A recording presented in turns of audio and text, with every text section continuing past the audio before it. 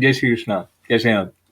पार्थाय प्रतिबोधितां भगवता नारायणेन स्वयं व्यासेन ग्रथितां पुराणमुनिना मध्ये महाभारतम् अद्वैतामृतवर्षिणीं भगवतीम् अष्टादशाध्यायिनीम् अम्ब त्वामनुसन्दधामि भगवत् गीते भवद्वेषिणी।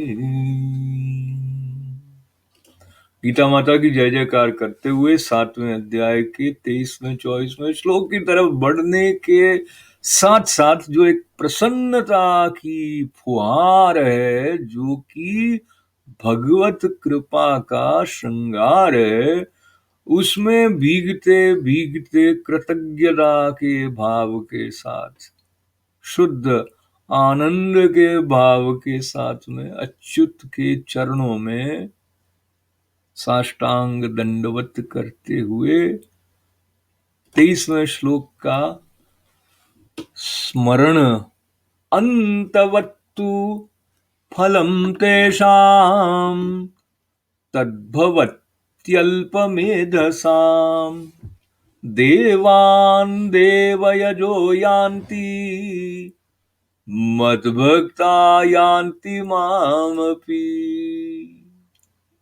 संस्कृत भाषा बुलाती है, एक बार और उच्चारण हो और उच्चारण से पूर्व अर्थ को पढ़ लिया जाए तो पुनः जब श्लोक का श्रवण करेंगे तो शब्द और अधिक खिलखिलाते हुए, प्रसन्नता लुटाते हुए अपने सार को हमारे प्रति खोलते दिखाई देंगे। अंतवत्तु फलम तेषां तद्भक्त्यल्पमेधसां देवान् देवयो यान्ति मद्भक्ता यान्ति माम। परंतु कौन कह रहे हैं? कृष्ण भगवान कह रहे हैं। और इसमें जो देवताओं की, अन्य देवताओं की उपासना है उसको नाशवान बतलाकर अपनी उपासना के बारे में बता रहे हैं। कौन बता रहे हैं? श्री कृष्ण। श्री कृष्ण कौन है, इस पर भी मनन करना, ध्यान करना अनिवार्य है और उसमें 24वां श्लोक हमारी मदद करेगा। पहले 23वें श्लोक का अर्थ है, परंतु उन अल्प बुद्धि वालों का वो फल नाशवान है और वे देवताओं को पूजने वाले देवताओं को प्राप्त होते हैं, और मेरे भक्त चाहे जैसे ही भजें अंत में वे मुझको ही प्राप्त होते हैं। तो अगर हमने कृष्ण तत्व पर अनुसंधान नहीं किया है, भक्ति के साथ कृष्ण से जुड़े नहीं हैं, तो हम कृष्ण को व्यक्ति रूप में मानकर ऐसा सोच सकते हैं कि ये अपने आप को औरों से श्रेष्ठ बता रहे हैं क्या, क्योंकि अंत में ऐसा अर्थ जो गीता प्रेस की प्रति में किया गया कि मेरे भक्त चाहे जैसे ही बने अंत में वे मुझको ही प्राप्त होते हैं। तो ये मुझको कौन है, ये कृष्ण कौन है, इसके बारे में जब संत बताते हैं तो क्या बताते हैं, उसमें 24वां श्लोक भी एक विशेष आधार देता है। पर यहां उन्होंने अल्प मेधसाम, अल्प बुद्धि वाले बताया है। अंतवत्तु मतलब ऐसे फल की तरफ भागने के लिए जो तत्पर हैं, जो कि नष्ट होने वाला फल है। अब ये क्या क्या फल है जो हमको एकदम पक्के ही लगते हैं कि हमेशा रहने वाला है। किसी को संतान तो पुत्र की प्राप्ति, धन की प्राप्ति, मान प्रतिष्ठा, ये सब ऐसे ऐसे फल हैं जो कि रहने वाले नहीं हैं। फिर आप दूसरी दृष्टि लेके आ जाएंगे कि ये तो व्यावहारिक है, उस तरफ अभी मत जाइए। फिलहाल यहाँ से भगवत चिंतन करते हुए वो क्या करें उसको पकड़ने की कोशिश करते हैं। अगर अर्जुन भी इसी प्रकार सोचते रहते हैं कि अभी तो मुझे लड़ना है, और ये बाकी का जो समग्र जीवन को समझने का और पूर्णता को पाने का जो साधना का पथ है, वो उसकी श्रवण के लिए धैर्य नहीं रखते, तो बात आगे बढ़ती नहीं। तो थोड़ा थोड़ा धैर्य अर्जुन जी से प्रार्थना करके हम अपने अंदर धारण करें और आगे बढ़े, तो पता चलता है कि जो ये वाले फल जिनके लिए हम लालायित रहते हैं, जिनको हम सब कुछ मानकर, यदि हम आज के संदर्भ में ही देख लें तो हम में से बहुत लोग ऐसा पाएंगे कि हमारे काल में हमने भगवान को हमारी कामनाओं की पूर्ति की दृष्टि से ही अपनाने तक सीमित कई बार रख दिया होता है।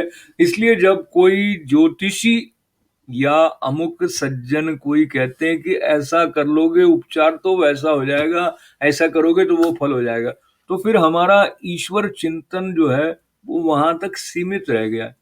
तो ये क्या हो गई? अल्प बुद्धि हो गई। अल्प क्यों हुई? क्योंकि पूर्ण को प्राप्त करने की तरफ से ध्यान हटा के अल्प को प्राप्त करने की तरफ ही हमारा ध्यान है, और ऐसे फल की प्राप्ति के लिए भाग रहे हैं जो कि रहने वाला नहीं है। और ये जो क्षणिक की उपासना करने वाली वृत्ति है, इसीलिए उन्होंने कहा, क्या कहा? तद जल ये तद भवत्यल्प मेधसाम, अल्प को प्राप्त करने वाली जो मेधा है वो बात बताई।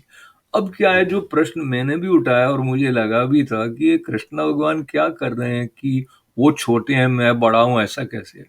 पर उसमें फिर वो प्रारंभ में ही कह चुके हैं कि मेरे अलावा कुछ है ही नहीं, वो कैसे बैठती है बात, उस पर भी चिंतन हो रहा था। तो चिंतन तो जारी रहना चाहिए, पर श्रद्धा के साथ होगा तो वो भाव जागृत होगा जो कि एकाकार कर देगा उसके साथ। कौन है वो? 24वां श्लोक बता रहा है, अव्यक्तम व्यक्तिमापन्नम मन्यन्ते माम बुद्धयः परम भावम जानन्तो ममाव्यय मनुत्तमम।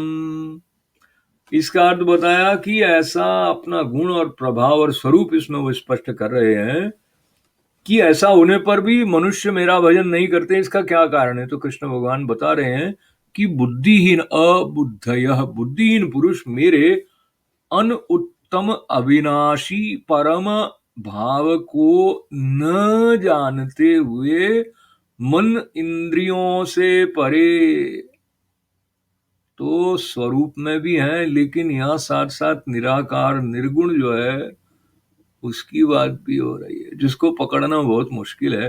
तो अर्थ इसका 24वें श्लोक का बताया, बुद्धिहीन जो पुरुष है वो मेरे अविनाशी परम भाव को न जानते हुए मन इंद्रियों से परे मुझ सच्चिदानंद घन परमात्मा को मनुष्य की भांति जन्म कर व्यक्ति भाव को प्राप्त हुआ मानते हैं।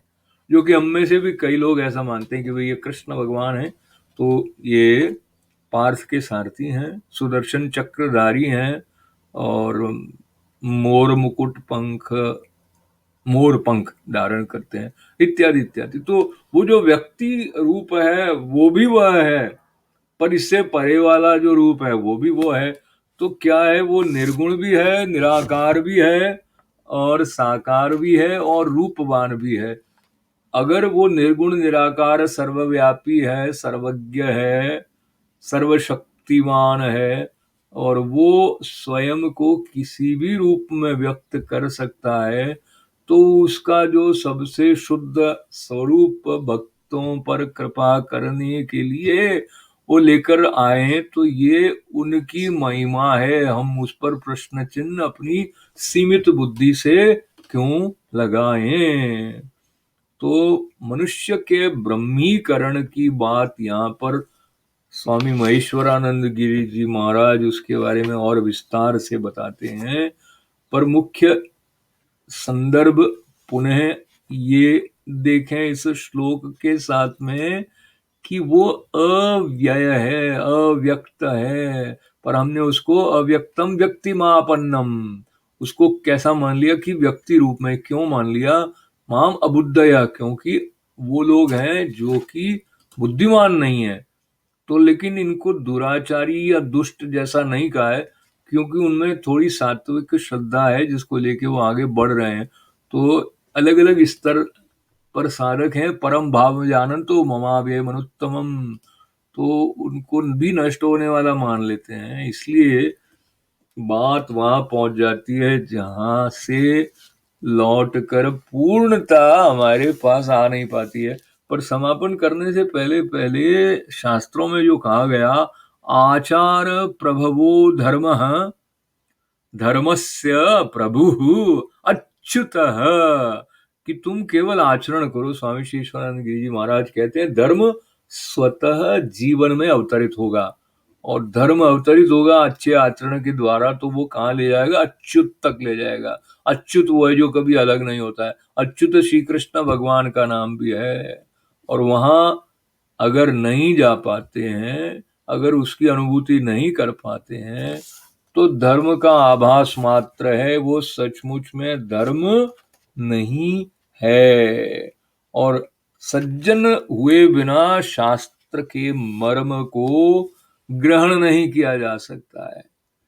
अब इस बारे में फिर किसी दिन और संतों की वाणी से अलग अलग चर्चा करते रहेंगे। पर जो महेश्वरानंद गिरि जी महाराज ने 4 तरह के कर्मों की बात कही, उसका शीघ्रता से उल्लेख करके आगे बढ़ जाते हैं।